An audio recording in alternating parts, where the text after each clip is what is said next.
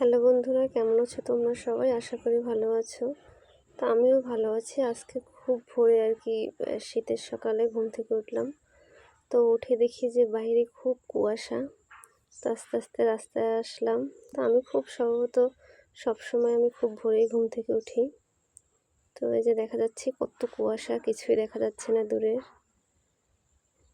এই যে শীতের সকালে আসলে ঘুম থেকে ওঠা একটু কষ্টকর, কিন্তু যদি উঠা যায় একবার তো খুব ভালো লাগে।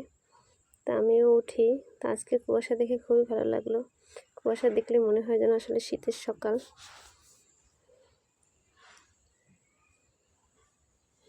আমাদের বাড়ির রাস্তায় তেমন লোকজন এরকম ছিল না।